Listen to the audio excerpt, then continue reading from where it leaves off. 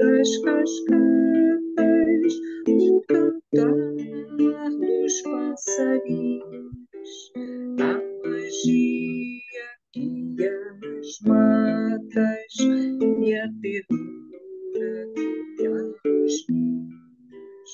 Quem criou tanta beleza, o esplendor da natureza, o sorriso da criança, suave luz da esperança, e as flores perfumadas que vicejam no jardim, o sorrir das alvoradas e a crença que vibra em mim. O sorrir das alvoradas e a crença que vibra em mim. Quem criou o sol e a terra, as estrelas e o mar?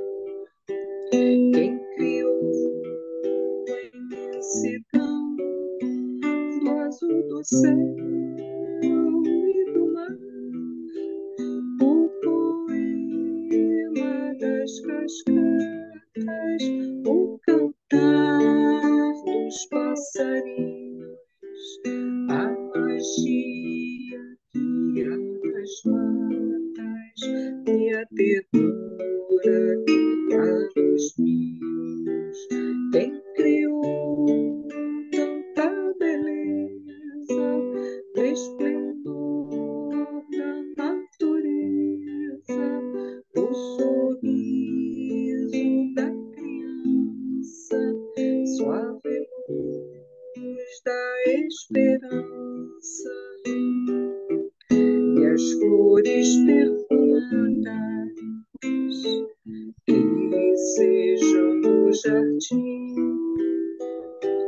o sorrir das alvoradas e a crença que vibra em mim.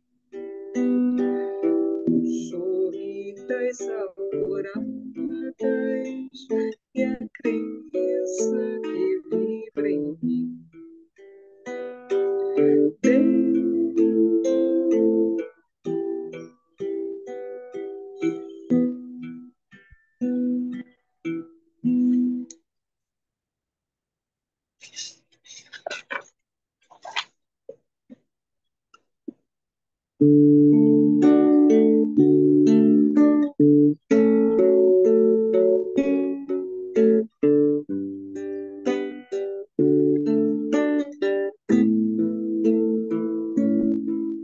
Escute, tente compreender que o seu caminho é buscar a luz.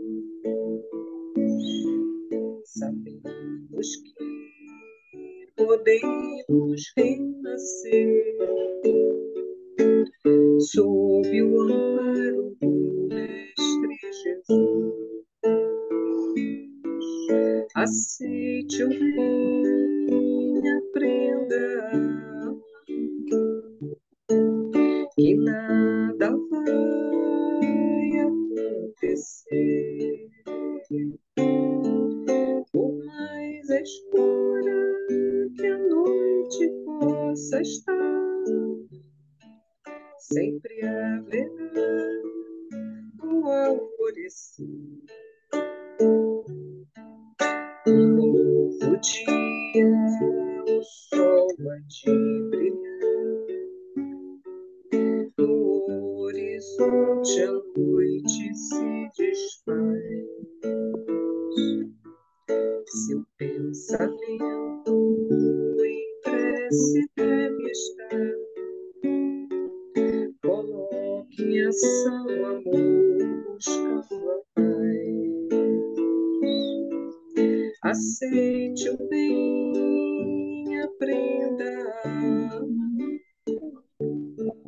que nada vai acontecer. escura que a noite possa estar, sempre haverá um alvorecer.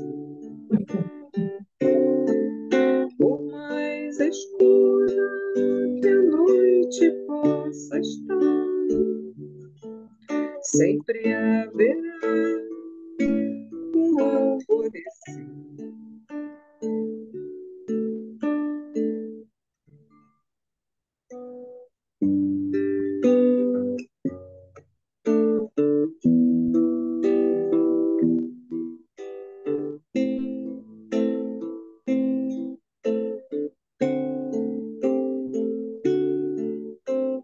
Senhor, quero te agradecer pelo dia que nasceu, pelos dias que vão vir. Senhor, ouve a minha oração, ouve o meu coração a dizer obrigado, Senhor, a dizer obrigado, Senhor, a dizer obrigado, Senhor.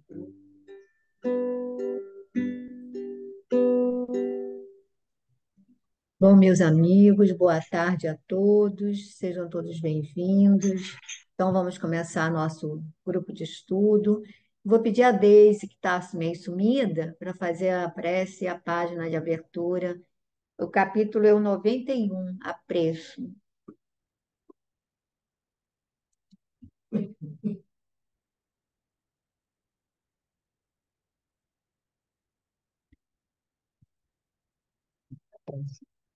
Fazer a prece primeiro, Deise. Abre o som, Deise. Eu já estava fazendo a prece com o som fechado. É.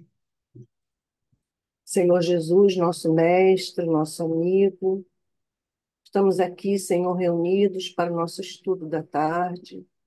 Que as suas bênçãos cheguem até nós, que possamos recebê-las e que as lições aprendidas também possam tocar o nosso coração e que as suas bênçãos, Senhor, cheguem também aos irmãos que estão aqui no plano espiritual, acompanhando o nosso estudo, a todos aqueles trabalhadores que participam também desse trabalho. Enfim, Senhor, que o nosso lar, os nossos amados e todos os irmãos, onde quer que estejam, sejam beneficiados com as orações. Muito obrigada, Senhor. Graças a Deus. Então, do livro Palavras de Vida Eterna, ditado por Emmanuel. A página é Apreço. Dando sempre graças a Deus por tudo em nosso Senhor Jesus Cristo. Paulo aos Efésios, capítulo 5, versículo 20. O universo é uma corrente de amor, em movimento incessante. Não lhe interrompas a fluência das vibrações. Nesse sentido, recorda que ninguém é tão sacrificado pelo dever que não possa, de quando em quando, levantar os olhos ou dizer uma frase em sinal de agradecimento. Consideradas sagradas as tuas obras de obrigação, considera sagradas as tuas obras de obrigação, mas não te esqueças do minuto de apreço aos outros. Os pais não te discutem o carinho, entretanto, multiplicarão as próprias forças com o teu gesto de entendimento. Os filhos anotam-te a bondade. No entanto, experimentarão novo alento com o teu sorriso encorajador. Os colegas de ação reconhecem-te a solidariedade, mas serão bafejados por renovadora energia perante a reafirmação de teu concurso espontâneo. E os companheiros reconhecem-te a amizade. Contudo, entesouram estímulos santos em te ouvindo a mensagem fraterna. Ninguém pode avaliar a importância das pequeninas doações. Uma prece, uma saudação afetuosa, uma flor ou um bilhete amistoso conseguem apagar longo fogaréu da discórdia ou dissipar rochedos de sombra. Não nos reportamos aqui ao elogio que estraga ou à lisonja que envenena. Referimos-nos à amizade e à gratidão que valorizam o trabalho e alimentam o bem. Por mais dura seja a estrada, aprende a sorrir e a abençoar, para que a alegria siga adiante, incentivando os corações e as mãos que operam a expansão da bondade infinita. O próprio Deus nunca se encontra tão excessivamente ocupado que não se lembre de sustentar o sol, para que o sol aqueça em seu nome o último verme, na última reentrância abismal. Essa página é bem bonita, né? Como todas, esse livro eu acho que é, assim, abençoado. E eu não tenho muito a falar, não. Eu acho que a página sempre nos faz lembrar que as nossas, por mais que a gente muitas vezes não considere, né, uma pequenina ação, aquilo pode bater muito bem ou muito mal, né, no outro. Então, que a gente tem que se policiar, como sempre, né, vigiar realmente, porque com certeza, quando a gente sabe quando a pessoa, né, tem um carinho, quando a fala é uma fala para que a gente possa crescer, né? Quando é um puxão de orelha, mas que é um puxão de orelha é, positivo, né? Para nos ajudar, a gente sabe, então, que a gente possa ser esse instrumento positivo. Podem falar, não gosto de me estender, não. O título é Apreço, né? Então ele pede que a gente, independente, que às vezes a gente esquece de externar afetividade para as pessoas que estão mais perto, naquela de que todo mundo sabe, quer dizer, fulano sabe que você o ama, ou o filho sabe que você o ama, ou o irmão, e aí a gente esquece de externar esse carinho a mais, que é sempre, digamos assim, acolhido, tem sempre, como ele disse aí, ele vai dar um encorajamento, sempre vai aquecer o coração, não é? E aí, às vezes, a gente esquece de externar essa afetividade para as pessoas mais próximas, naquela de que elas sabem que a gente gosta, então acho que não precisa. E aqui ele diz que, olha, por mais atarefado, por mais. O problema é que a gente mistura tudo, né? A verdade é essa, a mistura. Se estou estressado, então não consigo externar, né, tolerância, paciência. Digamos assim, é a condição de pessoas assim como eu. Mas aquelas pessoas que, independente de estarem cansadas, esgotadas, debilitadas, elas estão sempre com um sorriso, com bom humor, né? Chico era assim, né? Mas eu não sei, vocês podem falar, vocês têm ainda uns minutinhos, quem quiser fazer um comentário, aproveite. Fala, João. Estou vendo que você está querendo falar. Não, não, querido, é isso mesmo. Eu acho que é um estado, né? Acho que é um estado interior que a gente se mantém, né? Igual você disse, pessoas que às vezes estão em situações. Eu gosto de lembrar das minhas avós, minha avó paterna era muito diferente da minha avó materna. E tem questões materiais. A minha avó paterna era pobrezinha mesmo, né? De casa muito simples e tal, mas cheio de problemas de saúde, mas eu nunca vi minha avó, fui criado na casa dela, nos fundos da casa dela, eu nunca vi minha avó reclamando de nada, de absolutamente nada, sempre com um sorriso no rosto, sempre com né, o jeitinho dela, com a pessoa doce, serena.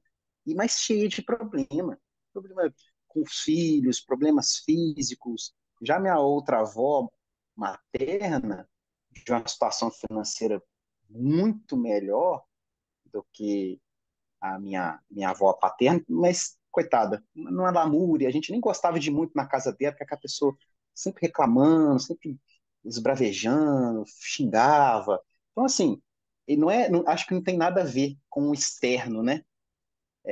Não tem nada a ver com as dificuldades, com os obstáculos que cada um enfrenta, nem com questões materiais. É o seu estado interior que determina a forma como você vai se portar diante de tudo, né? É bom quando você está Verdade. bem, tudo, né? Tudo muito correndo bem, todo mundo com saúde, com dinheiro. Aí você se mantém, às vezes, num estado, né?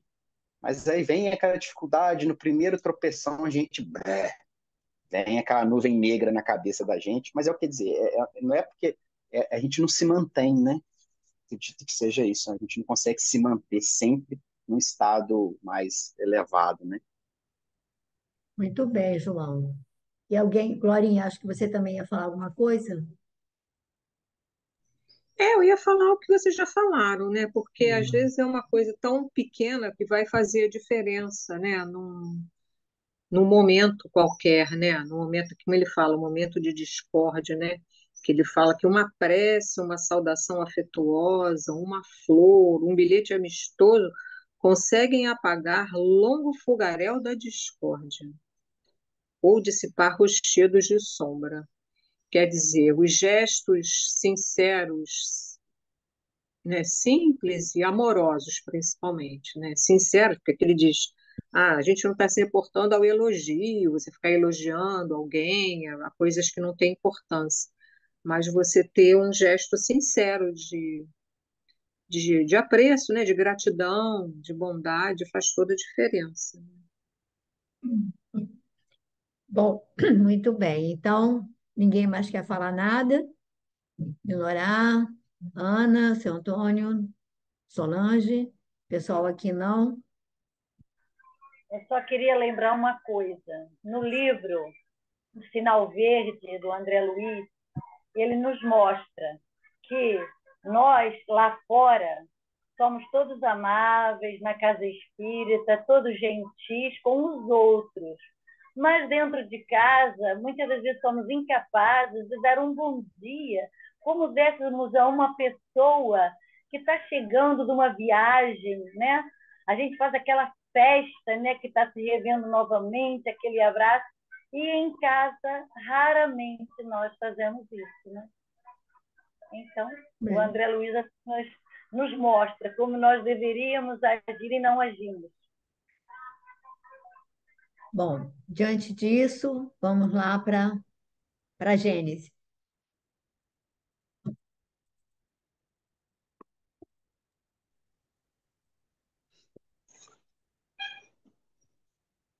Bom, então hoje eu estava perdida, né? 2 semanas.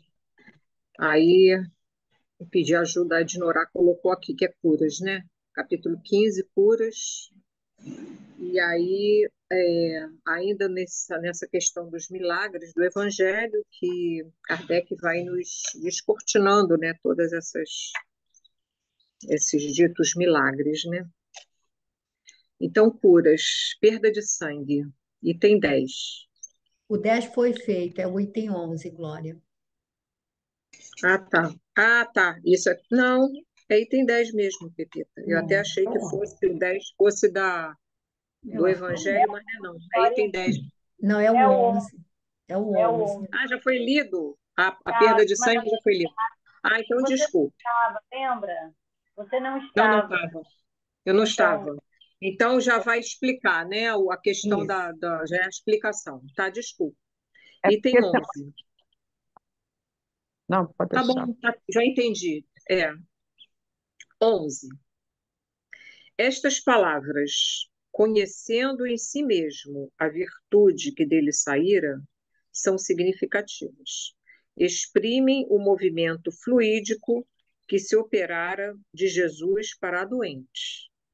Ambos experimentaram a ação que acabara de produzir-se. É de notar-se que o efeito não foi provocado por nenhum ato da vontade de Jesus. Não houve magnetização, nem imposição das mãos. Bastou a irradiação fluídica normal para realizar a cura. Mas por que essa irradiação se dirigiu para aquela mulher e não para outras pessoas, uma vez que Jesus não pensava nela e tinha a cercá-lo a multidão? É bem simples a razão. Considerado como matéria terapêutica, o fluido tem que atingir a matéria orgânica, a fim de repará-la. Pode então ser dirigido sobre o mal pela vontade do curador ou atraído pelo desejo ardente, pela confiança numa palavra, pela fé do doente. Com relação à corrente fluídica, o primeiro age como uma bomba calcante e o segundo como uma bomba aspirante. Algumas vezes é necessária a simultaneidade das duas ações, doutras basta uma só. O segundo caso foi o que ocorreu na circunstância de que tratamos. Razão, pois, tinha Jesus para dizer: tua fé te salvou. Compreende-se que a fé a que ele se referia não é uma virtude mística, qual a entendem muitas pessoas, mas uma verdadeira força atrativa, de sorte que aquele que não a possui opõe à corrente fluídica uma força repulsiva, ou pelo menos uma força de inércia que paralisa a ação. Assim sendo, também se compreende que, apresentando-se ao curador dois doentes da mesma enfermidade, possa um ser curado e outra não.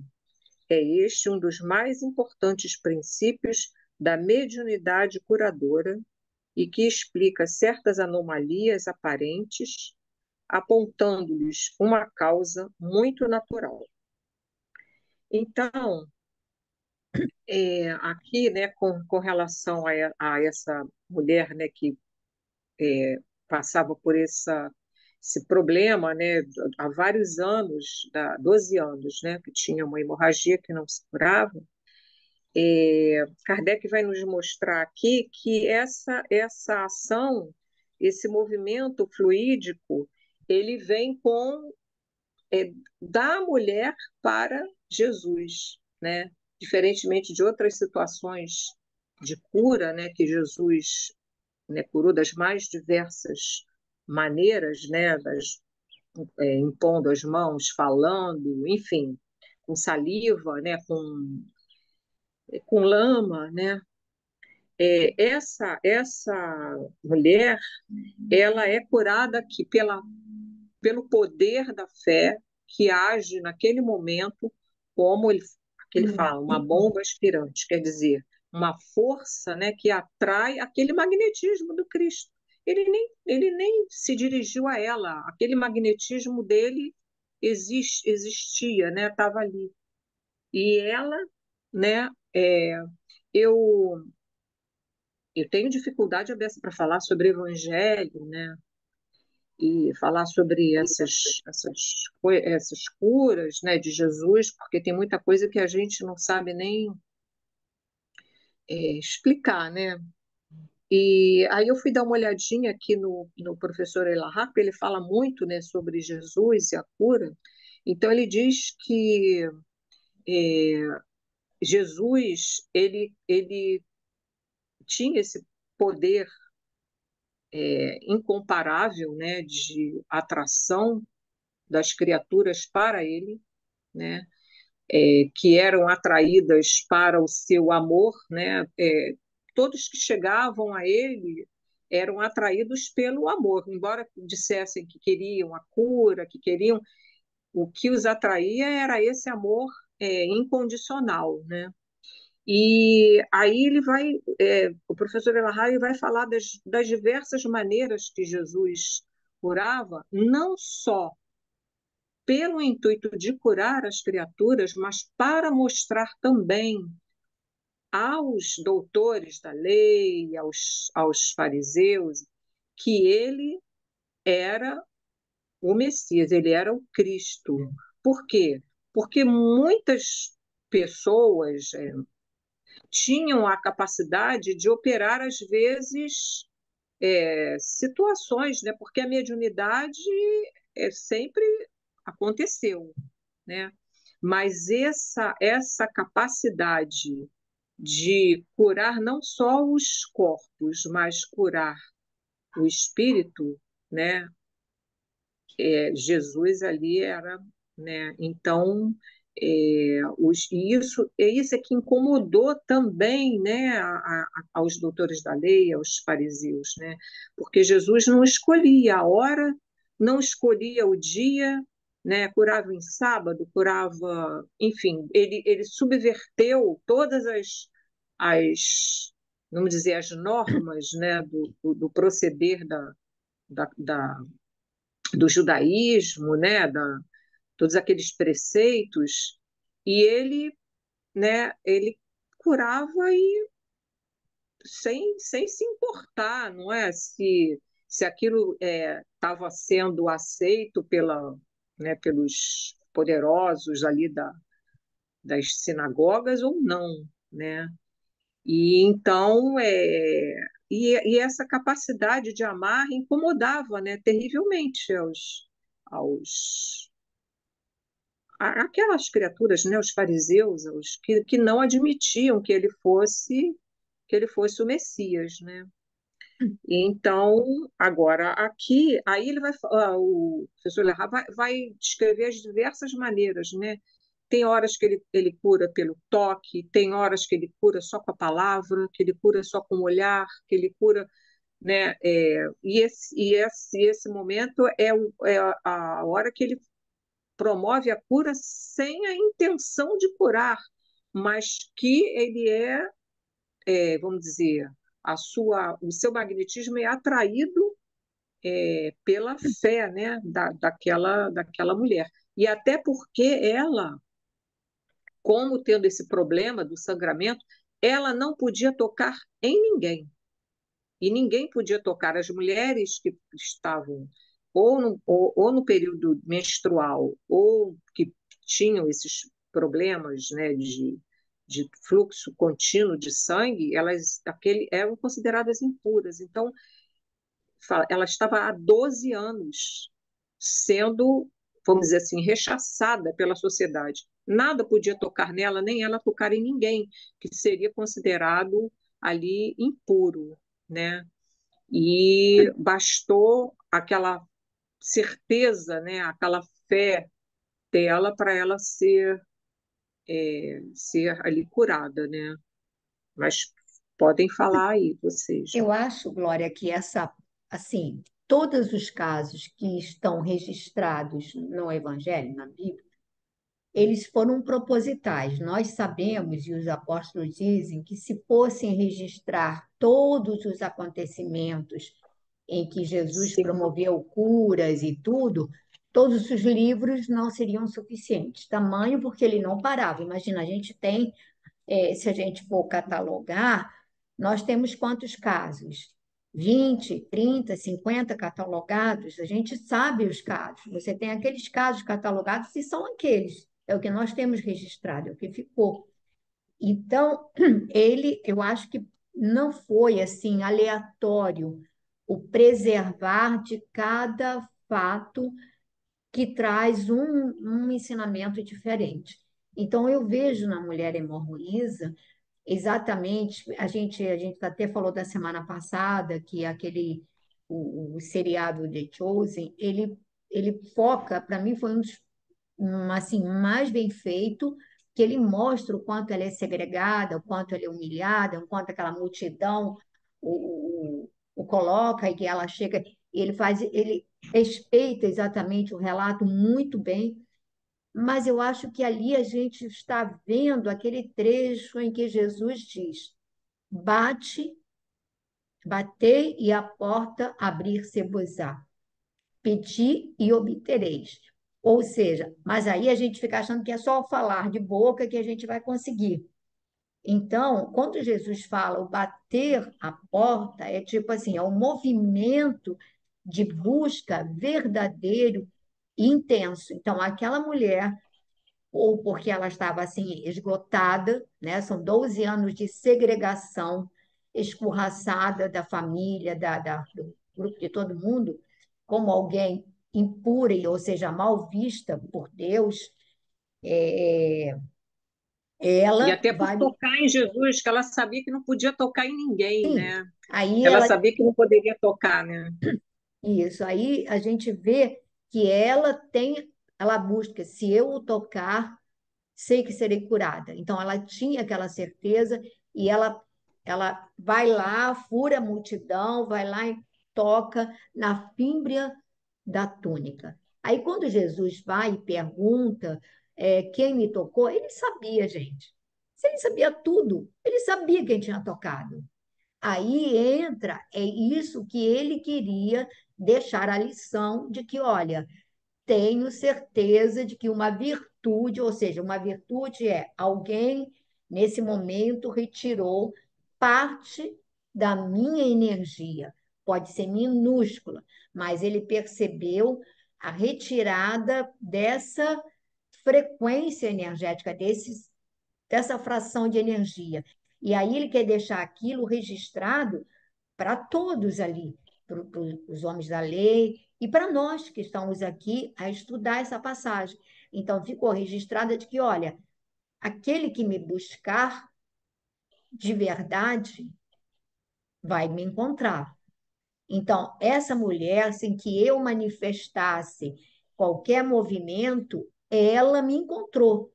E na hora que esse amor extremamente puro, essa energia extremamente pura e crística a envolve, ela equilibra Instantâneo. tudo. É instantâneo. Então, ele, claro que ele quis deixar a lição para a gente, porque ele, claro que ele sabia que era ela, claro que sabia.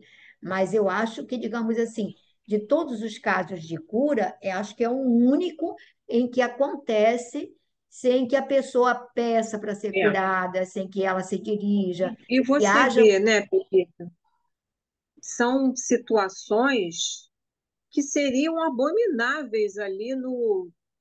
naquele Pode ver, cenário. sempre as situações que são consideradas subvertedoras, vamos dizer assim. Ela, como hemorroísa, né, como um fluxo sanguíneo, não poderia tocar em ninguém, né? Pelas leis ali deles, né? Não poderia tocar. E vários outros, né? Os leprosos, né? Que você não poderia tocar, e Jesus tocava, né? Jesus tocou neles, para mostrar exatamente, para jogar abaixo todo esse conceito, não é? Esse conceito equivocado que eles mesmos, né, traziam, né? A população carregava aquilo, né? Porque o Então, judaísmo, que ele vai dizer que o problema do judaísmo, apesar deles trazerem um conceito religioso mais avançado, eles eram extremamente orgulhosos, vaidosos e eles eram extremamente segregadores. Então, por e exemplo, presos a preceitos, né? se a pessoa, por alguma razão, digamos que ele fosse um negociante, o negócio dele quebrasse, é porque Deus o estava punindo e ele era mal visto por Deus. Então, aqueles que mais necessitavam do Cristo eram os oprimidos, Exatamente. eram os que estavam doentes, eram os que estavam em desgraça. E que o judaísmo fechava as portas do templo, fechava as portas porque aquela pessoa estava em desgraça diante de Deus. Olha só que conceito equivocado. E aí Jesus vem exatamente para mostrar que não. Olha, são os enfermos que precisam de médico, não os sãos.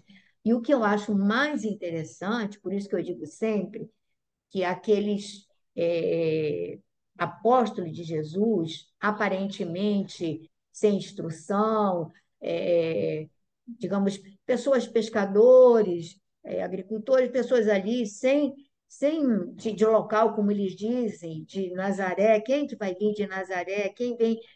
Só teria pessoas Cafarnaum, aquelas aldeias ali, mas eles eram espíritos de uma envergadura que a gente não tem condições de avaliar, porque Jesus partiu e depois do Pentecostes, gente, a Casa do Caminho abrigava loucos, obsidiados, leprosos, mulheres de má vida.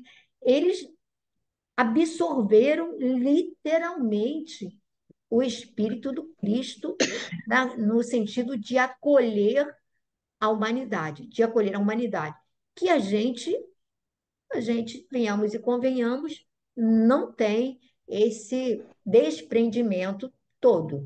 A gente olha meio assim, a pessoa na rua te aborda e tudo, e você, eu pelo menos, assim, eu dependendo passo até de longe, porque, enfim, mas aí a gente vê que eles não são assim. Eles absolveram mesmo. Então, eu acho que a gente tem que prestar. E aí, por exemplo, lepra, a gente viu o exemplo na Covid, né, gente? Na Covid, com vacina, com isso, com aquilo, a gente ficou trancafiado, né? E eles pegavam leprosos numa época que não era uma doença que não tinha absolutamente cura. E eles acolhiam, né? Eles acolhiam e cuidavam das feridas, e isso e aquilo. Então, gente, a gente vai ter que aprender muito ainda. É, Mas essa passagem aí é bem bonita. É bem bonita. Aí uma passagem boa para é, depois pegar para os jovens, porque é uma passagem bem é, interessante. é verdade. E a pessoa, né, quase todos se tornavam, eram solitários, né? Todas essas Sim, criaturas que aparecem nos relatos eram sozinhas, né? eram Vagavam excluídos, pelas eram ruas, párias na sociedade. vagavam pelas ruas, não tinham família. Pode notar, todos eles estavam, né? É isso aí. Vai ler agora? Vai continuar? Eu acho É que tem cinco pequeno o minutos, cego, eu né? acho que dá para pegar. O cego de Betsaida, e tem 12. Tendo chegado a Betsaida, trouxeram-lhe um cego e lhe pediam que o tocasse. Tomando o cego pela mão, ele o levou para fora da cidade, passou-lhe saliva nos olhos e, havendo-lhe imposto as mãos, lhe perguntou se via alguma coisa. O homem, olhando, disse: Vejo a andar homens que me parecem árvores. Jesus lhe colocou de novo as mãos sobre os olhos e ele começou a ver melhor. Afinal, ficou tão perfeitamente curado que via distintamente todas as coisas. Ele o mandou para casa, dizendo-lhe: Vai para a tua casa. Se entrares na cidade, a ninguém digas o que se deu contigo. Está em Marcos esse relato. Aqui é evidente o efeito magnético. A cura não foi instantânea, porém gradual e consequente a uma ação prolongada e reiterada, se bem que mais rápida do que na magnetização ordinária. A primeira sensação que o homem teve foi exatamente a que experimentam os cegos ao recobrarem a vista. Por um efeito de ótica, os objetos lhes parecem de tamanho exagerado.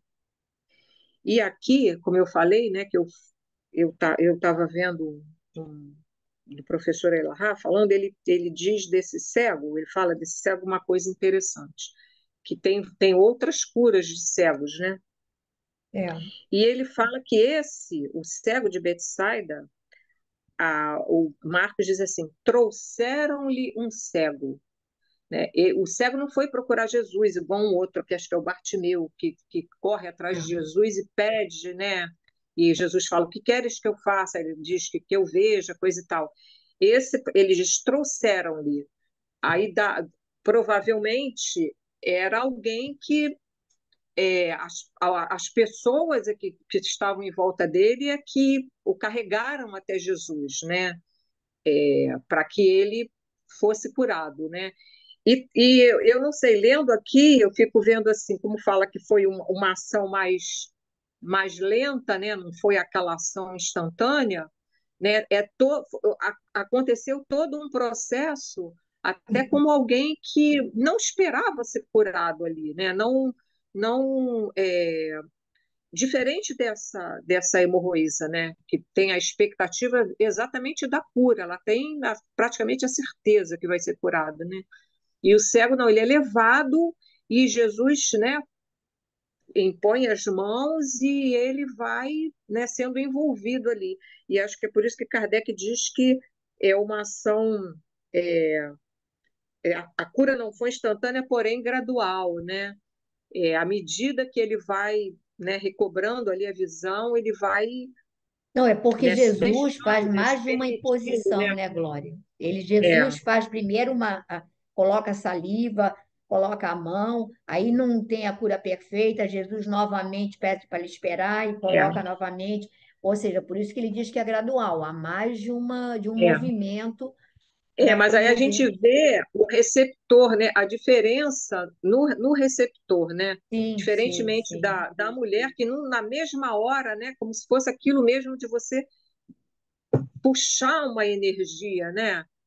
E ele foi uma coisa mais assim, e o Elahá fala, ele fala mesmo que provavelmente esse homem não foi espontaneamente, ele foi levado, né? Ele foi levado e ali ele sofreu o processo da cura e ele acabou sendo curado, né? Mas então são diversas situações, né? Cada um a gente vai vendo, né, uma situação diferente, mas Jesus deixando, né, esse rastro de cura, né? Bom, então vamos passar agora para no mundo maior.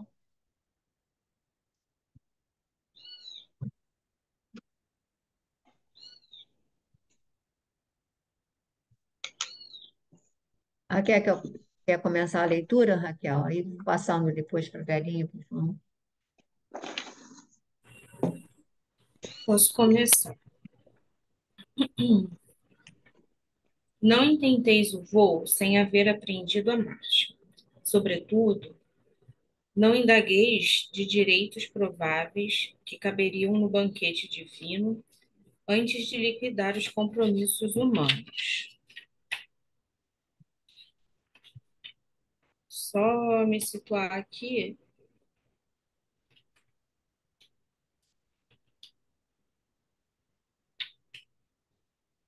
Era uma palestra, né? É a palestra de Eusébio. Ele está fazendo Uhum. recomendações.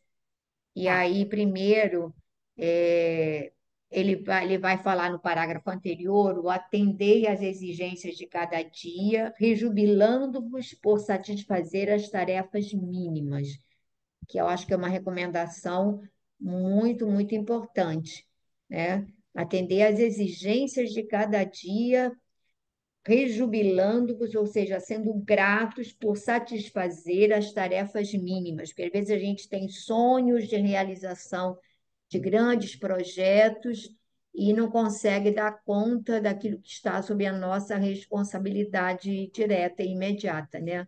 A gente tem dificuldade de lidar com essas tarefas mínimas de cada dia.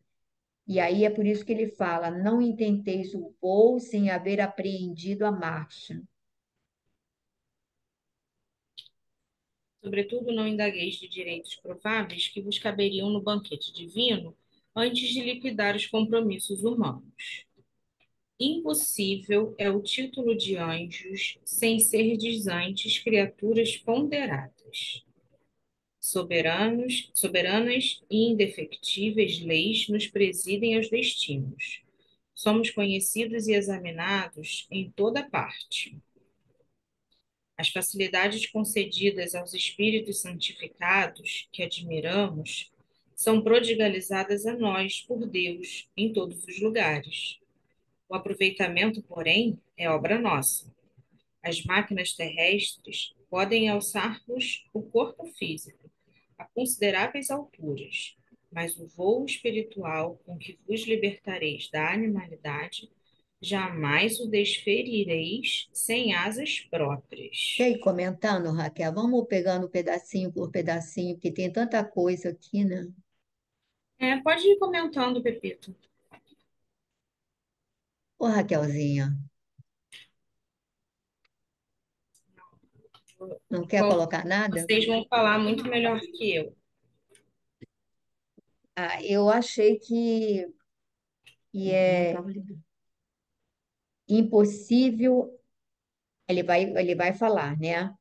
Não indagueis de direitos, que a gente tem uma tendência a achar que, digamos assim, a espiritualidade não está dando a atenção que a gente precisa, que nos falta às vezes amparo, que a gente está sozinho. Aí ele vai dizer, sobretudo, não indagueis de direitos prováveis que vos caberiam no banquete divino, ou seja, aquilo que vocês terão direito um dia, mas que por enquanto vocês só têm débitos a resgatar. Então, antes de liquidar os compromissos humanos, a gente não pode ficar aguardando compensações. Aí ele vai dizer: impossível é o título de anjos sem serdes, antes de tudo, criaturas ponderadas. Então, se a gente não consegue ter nem paciência para esperar, nem tolerância para compreender as falhas do outro, nem. Como é que a gente vai querer título de anjo se a gente não consegue nem ao menos sermos pessoas ponderadas, como ele diz? E aqui ele vai colocar, ele vai abordar isso mais à frente, que aí eu vou falar de novo sobre as leis, ele vai falar soberanas e indefectíveis leis nos presidem aos destinos. Somos conhecidos e examinados em toda parte. Olha, gente, eu achei isso aqui muito forte. Então, primeiro que estamos presos a leis indefectíveis. Não adianta barganhar, não adianta dizer que a gente vai fazer isso assim para poder ter um mérito ali, porque o mérito tem que ser verdadeiro. Aí a gente vai para a mulher hemorroísa, né? Tem que ser verdadeiro. E aí, quando ele vai dizer que essas leis são indefectíveis, ou seja, não tem como barganhar, não tem como adulterá-las. E aí somos conhecidos e examinados em toda parte. Sabia disso, André? Isso quer dizer que não somos só examinados pelas pessoas que estão à nossa volta, visíveis. Somos avaliados e examinados em todo momento, em toda parte. Aqui ele deixa claro. Então, cada mínimo gesto está sendo analisado. Então, não adianta bancar a polida, a gentil externamente, e estou internamente, sabe, toda, como diz o outro, irritada. Não adianta, porque a gente está sendo avaliado nas mínimas coisas. E aí ele vai dizer a outra verdade aqui: as facilidades concedidas aos espíritos santificados, que a gente admira, são prodigalizadas, ou seja, elas se derramam por Deus sobre nós também, em todos os lugares.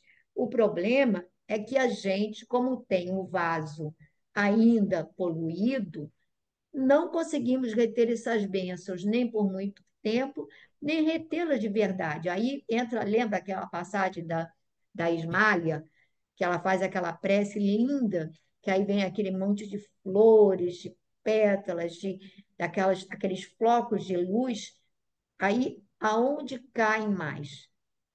Elas se derramam sobre todo o ambiente, mas elas vão mais diretamente sobre ela mesma, sobre Aniceto, e depois, gradativamente, cada um, na sua condição, vai absorvendo uma parte daquelas bênçãos. Mas elas vêm do alto igualmente sobre todos. Mas como ela tem o coração mais puro, tem os sentimentos mais espiritualizados, ela automaticamente absorve mais.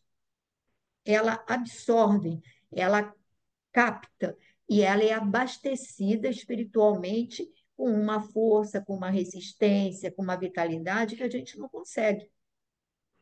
E aí a gente fica imaginando, dessa primeira passagem que nós vimos, como devia ser o coração dessa mulher tão aviltada, tão enxotada, igual cachorro leproso em todo canto, tão assim, retirada da família, excluída em todos os.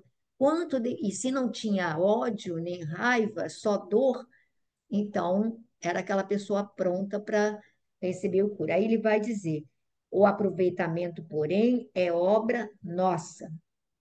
E aí ele vai dizer que a gente pode subir às alturas, né? Podemos voar através das tecnologias, mas com que vos libertareis da não conseguiremos libertar-nos da animalidade se não construirmos as próprias asas, ou seja, se não criarmos nossos instrumentos de aquisição de sentimentos mais leves, mais puros.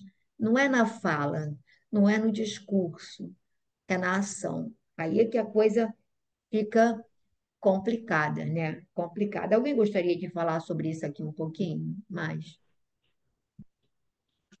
Não? Não? Então eu vou pedir a Verinha para ler mais um pedacinho, a gente vai lendo aos pouquinhos. Abra o som, Vera. Verinha, tem que abrir o som. A consolação e a amizade de benfeitores encarnados e desencarnados enriquecer-vos-ão de conforto, quais suaves e abençoadas flores da alma. Entretanto, fenecerão como as rosas de um dia, se não fertilizardes o coração, com a fé e o entendimento, com a esperança inquebrantável e o amor imortal, sublimes adubos que lhes propiciem o desenvolvimento no terreno do vosso esforço sem treva. Então, essa consolação e amizade dos benfeitores, né, vai chegar até essas pessoas que estão nessa reunião.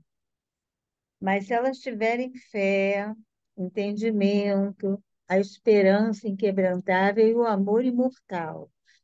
E ele compara, então, esses sentimentos como adubos, né?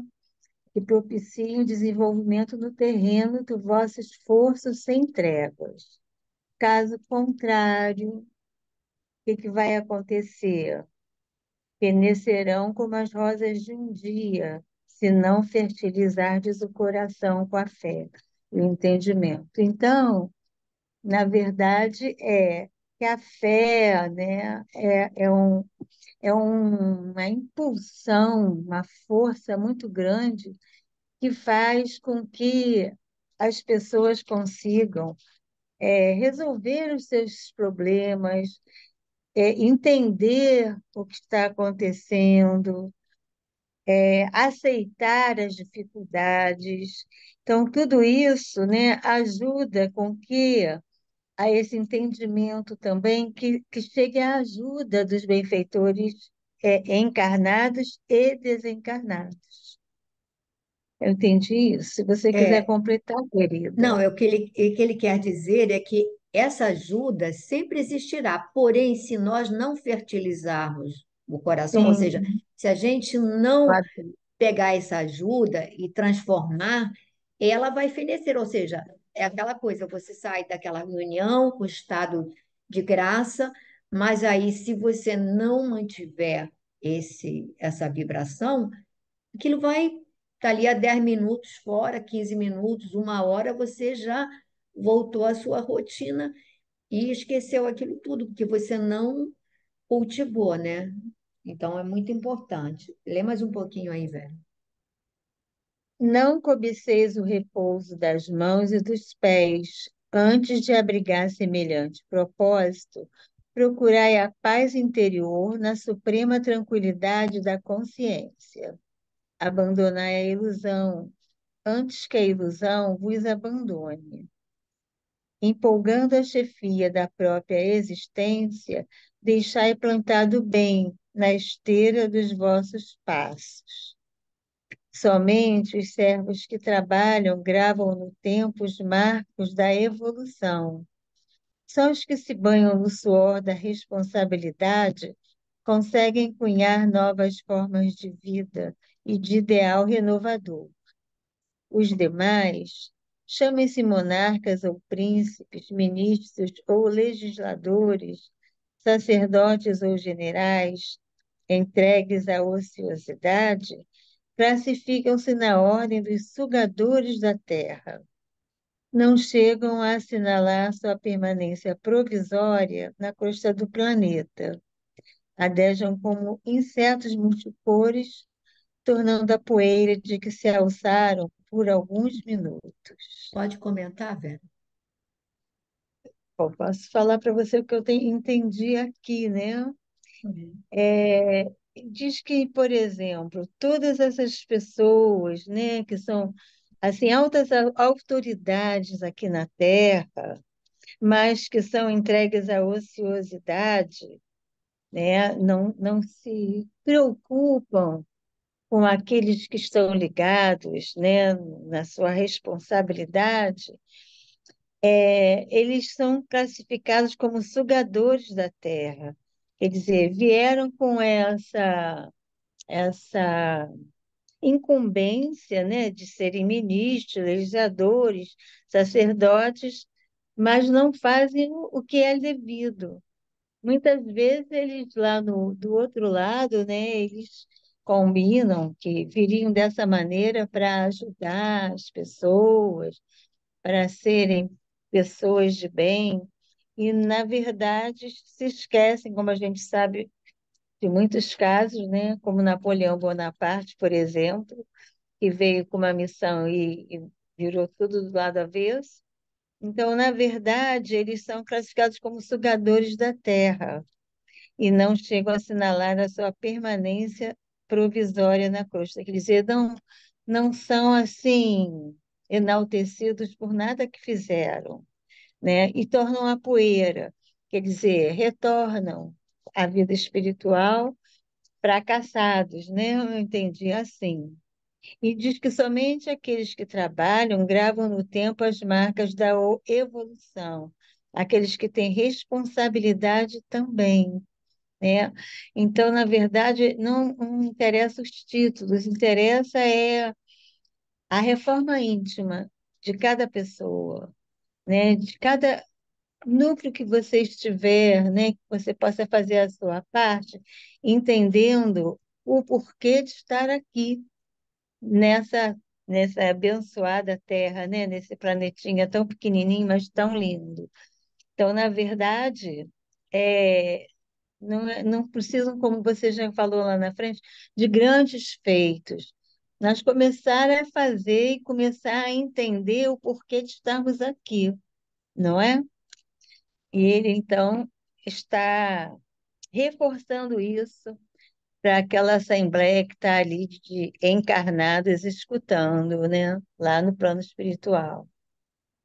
Ele chega a dizer: abandonai a ilusão antes que a ilusão vos abandone. Porque, na realidade, a nossa vida verdadeira seria a vida espiritual.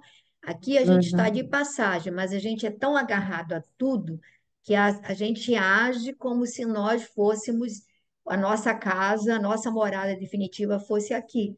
E a gente não consegue apesar, e aí se nós que temos esse conceito espírita, que sabemos que a vida prossegue, que sabemos que a vida não acaba, se a gente é tão apegado a tudo, que dirá quem nem tem esse conceito? Pode até ser que seja mais leve, mas pode até ser, mas pode ser que não. E aí ele deixa claro que se a gente não der, não é só saber por que a gente está aqui, é saber e fazer, né? Porque ele vai falar da pessoa que vai crescer, como ele diz, que se banham no suor da responsabilidade. Então, quando ele fala suor, significa trabalho. E não é trabalho fresquinho, não é trabalho que dá trabalho, né? Trabalho mesmo, no Verdade. suor da responsabilidade. Ou seja, você sabe a que você veio, e você vai fazer tudo para dar conta daquilo. Porque não, senão, não precisamos ter nenhum encargo grande, importante, para a gente ser falido na nossa missão, né? Como ele diz assim, que a gente não tem a preocupação dos grandes feitos, mas que a gente possa dar conta das pequenas tarefas que nos cabem.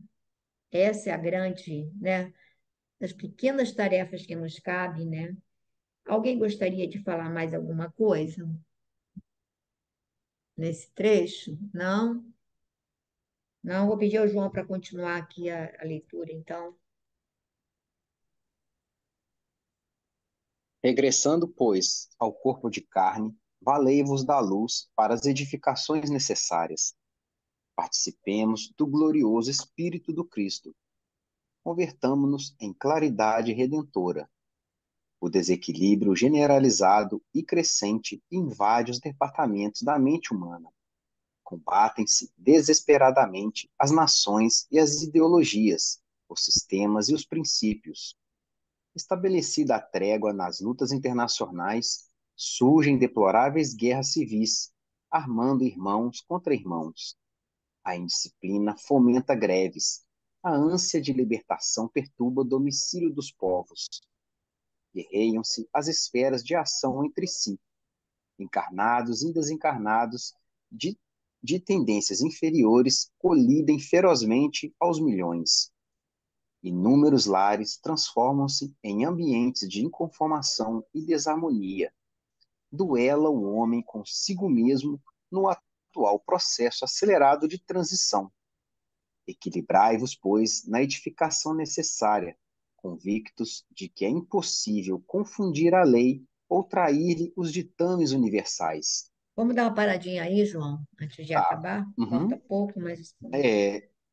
Tá, ele fala, né, vem aqui falando, né, que a gente não perdesse, o ensejo do regresso, né, que é para nos valermos da luz, né, para as edificações que são necessárias serem promovidas, né, que a gente participe do glorioso Espírito do Cristo, né, e não tem outro caminho a seguir, não tem outras ações, né, o caminho que a gente tem que percorrer é o que o Cristo traçou para nós, é o que o Cristo abriu para nós.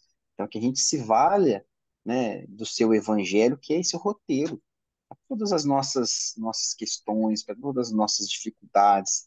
É um roteiro, né? E assim nos convertemos em claridade redentora, né? Essa luz que renasce, né?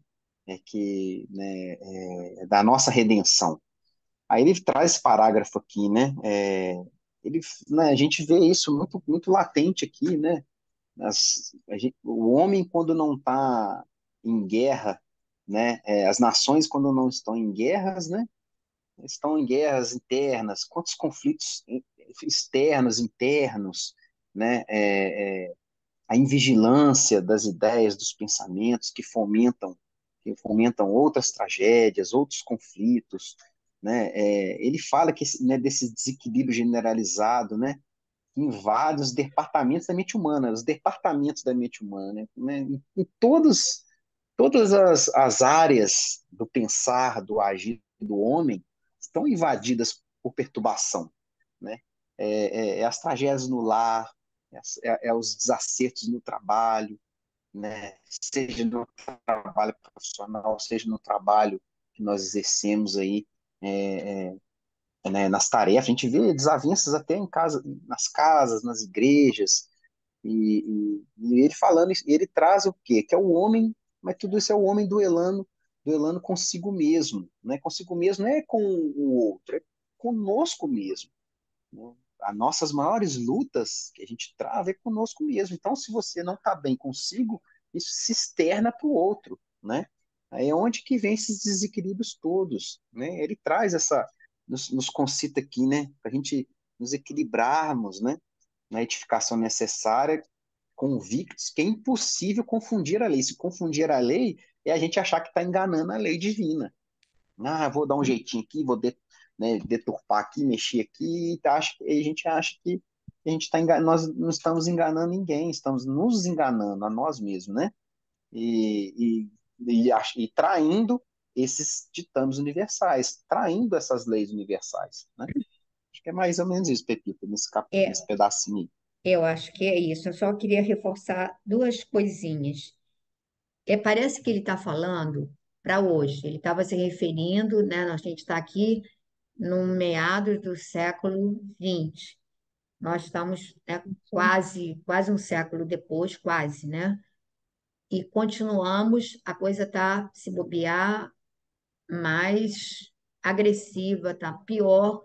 O desequilíbrio emocional, psicológico das criaturas está generalizado. São poucas as pessoas que têm ponderação e equilíbrio nas suas emoções, na maneira de falar, na maneira de agir, que enfrentam dificuldades com relativa serenidade, não vou dizer total serenidade, mas são poucas.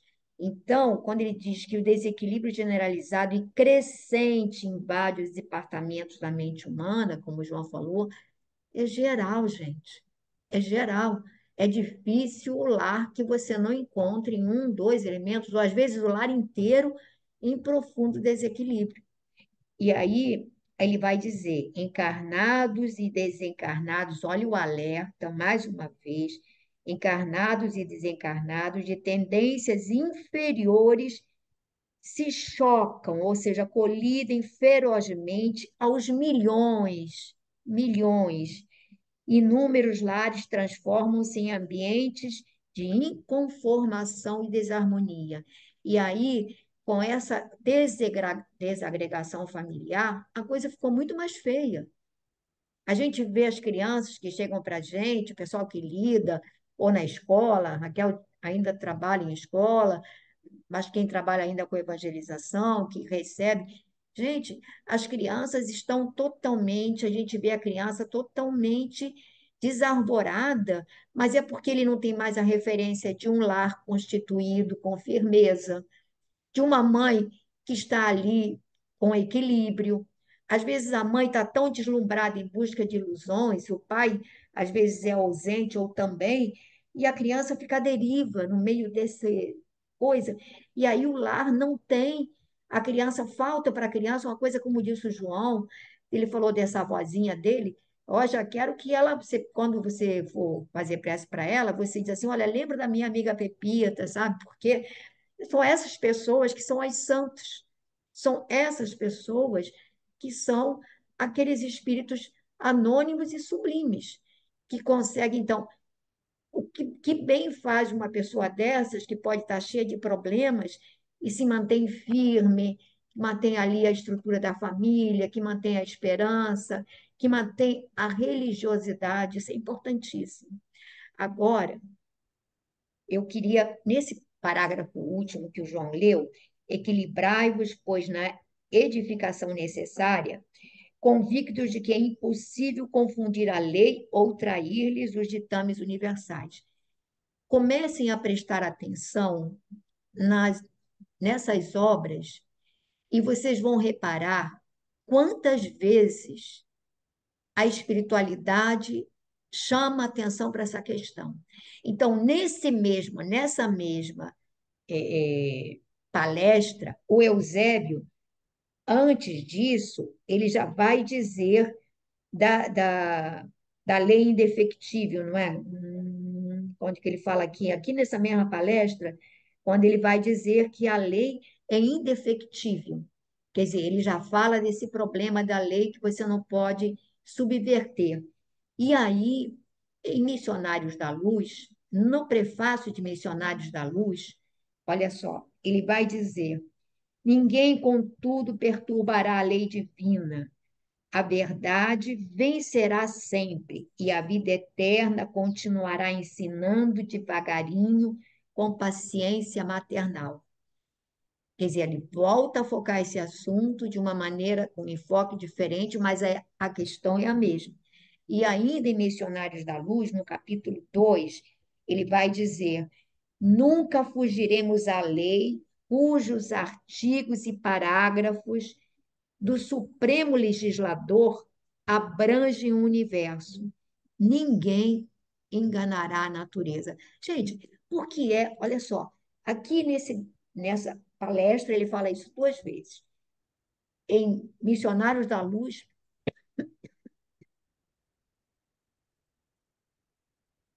ele fala no prefácio, no capítulo 2. Provavelmente tem mais lá para frente. Então, se ele insiste tanto nisso, por que será? Por que será que a espiritualidade insiste tanto em nos lembrar que não fiquemos apelando para dádivas que não merecemos ainda, tentando fugir das questões que somos nós que temos que superar, dar conta das pequenas tarefas que nos cabem, cumprir com o dever e a responsabilidade, e também que em momento nenhum subverteremos a lei, que essa lei é indefectível, que os artigos, né, como ele vai dizer, e os parágrafos do Supremo Legislador são irretocáveis e por nada. E aí o que nos resta, gente, é a misericórdia. Mas a misericórdia só nos alcança quando a gente começa a trabalhar a resignação, a paciência, a tolerância com o outro. Aí a misericórdia nos acolhe também.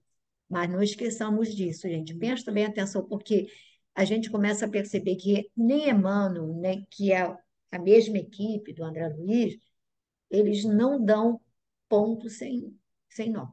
Ou seja, eles não colocam nada gratuitamente. E para eles insistirem tanto numa questão, é porque a coisa pega. Assim. Acabou? Mas aqui acho que dá só para fechar. Termina aí, João, por favor. Agora é pouquinho, é só, não tenho nem muito o que comentar. Tá. Peronando, Eusébio proferiu bela e sentida prece, invocando as bênçãos divinas para a Assembleia. Sublimes manifestações de luz fizeram-se então sentir sobre nós. Encerrados os trabalhos, os companheiros ainda presos ao ciclo carnal começaram a retirar-se em respeitoso silêncio. Calderaro conduziu-me à presença do instrutor e apresentou-me. O alto dirigente recebeu-me com afabilidade e doçura, simulando-me de palavras de incentivo. Precisávamos servir, explicou ele, encarecendo as necessidades de assistência espiritual amontoadas em toda a parte, reclamando cooperadores abnegados e fiéis. Quando Calderaro se referiu aos meus projetos, mostrou-me Eusébio paternal sorriso e, expondo-nos providências diversas a tomar, recomendou nos puséssemos em contato com um grupo socorrista a que o assistente emprestava ativa colaboração. Logo após, ao retirar-se, ladeado pelos assessores que lhe compunham a comitiva, o nobre mentor confortou-me bondoso. Ser feliz. Dirigindo a Calderaro, expressivo olhar acrescentou: dado o ensejo, conduze ao serviço de assistência às cavernas. Tomado de curiosidade, agradeci sensibilizado e dispus-me a esperar. Que ele finaliza, né? Né? Ele procura lá, né? O Calderaro, né? Ele leva ele até a presença de Eusébio, né? E ele fala, né? Né? Como se carece, né? Como se faz, como é grande a necessidade de assistência, né? Que reclama, né? Que se amontoa por toda parte, né? Mas que se prescinde de cooperadores abnegados e fiéis, né? Eles que se entregam realmente ao trabalho e se mantêm ali firmes ao trabalho, né? E que Calderaro, né, se mostrou feliz, né? Calderaro, né, passa para Eusébio os projetos de André e né, o dirige, né, para entrar em contato com essa assistência, né, para o grupo de socorristas, né. E aqui parece que ele no finalzinho aqui, né, fiquei até curioso que eu li esse livro tem um tempo, não lembro, né, que ele fala que é para ao serviço de encaminha ele para o serviço de assistência às cavernas, né. Eu acho interessante a gente só lembrar de uma frase. Quando ele fala assim, ser feliz, a gente fica assim, achando que é o ser feliz assim. Mas sabe o que é ser feliz com o Espírito Superior quando diz para gente? Dá conta da tua tarefa, cumpre o teu dever, dedique-se né, com o coração, com, né, a obra, etc. Isso é o ser feliz. Que a gente acha assim, ah, seja feliz. Aí a gente acha assim, é coisa assim, sabe? Que tem tudo certo, que não haja problema. Não é isso. Ser feliz, olha, você está com um projeto, ele falou do projeto dele, então, olha, dá conta desse projeto, dá, né? Vamos procurar ser servos fiéis. Mas é difícil, né, Glorinha? Mas a música pode tocar aqui. A gente, né, se emociona sempre, né? Quer que toque Servos Fiéis? Ah, É pode isso? tocar. Que Não é diz? para gente, não é para Então, esses servos fiéis. Aí a gente vai tentando não, aprender eu com ele. sei. Olha, a música diz que nós queremos ser, É. mas é aquela história, né? Nós queremos, mas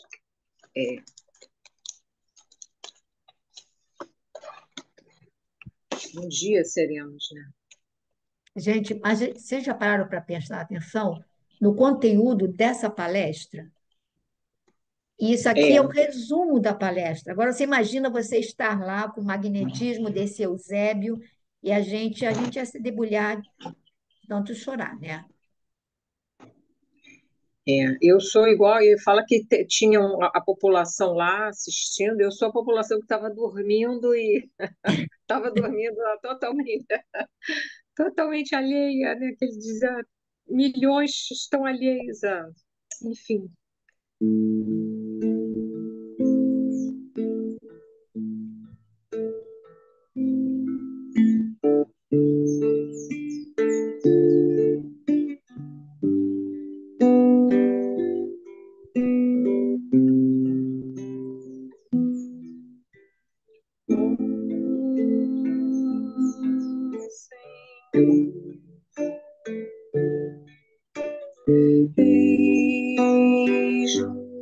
eis aqui, queremos ser Deus, servos fiéis,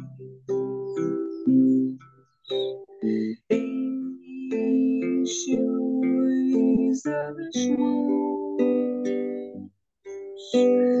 de dádivas benditas, para que repartamos em teu nome a lei do bem, a luz da perfeição, o alimento do amor, a alegria da paz, a força da fé, a coragem, a esperança. Oh,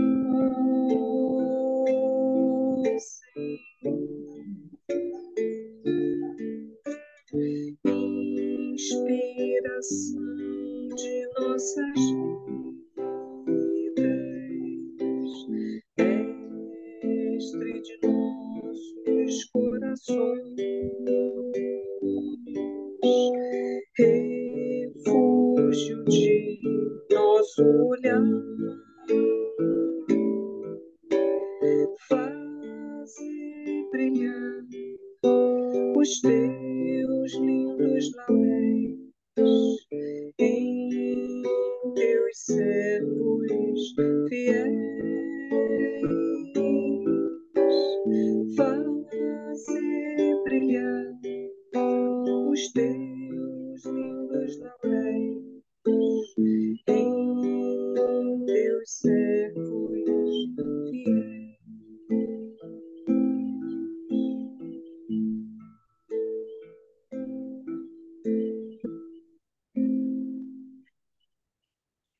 Então, nesse momento, Agradecemos a Jesus pela oportunidade que nos concede de nos reunirmos em seu nome para esse estudo e as reflexões que ele nos traz. Permite, Senhor, que esses ensinamentos possam ser absorvidos pelo nosso espírito, trazidos para a nossa vivência diária. Ajuda-nos, Mestre, para que possamos tomar a coragem, a determinação de combater a sombra que trazemos em nós, de transformá-la em luz. Ajuda-nos, Senhor, a vencer as nossas deficiências, que são muitas, a dar conta dos nossos deveres, a cumprir aquilo que esperas de nós.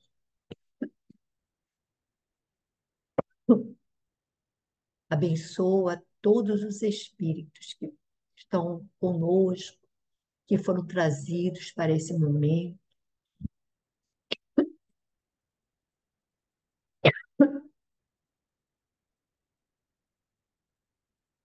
Que eles estejam também amparados, que cada lar seja envolvido. E assim, Mestre amado, envolve-nos a todos no teu amor, para que possamos abastecer o nosso coração de energia revigorante, de serenidade, de equilíbrio. Fica conosco, Mestre, hoje e sempre. Que assim seja.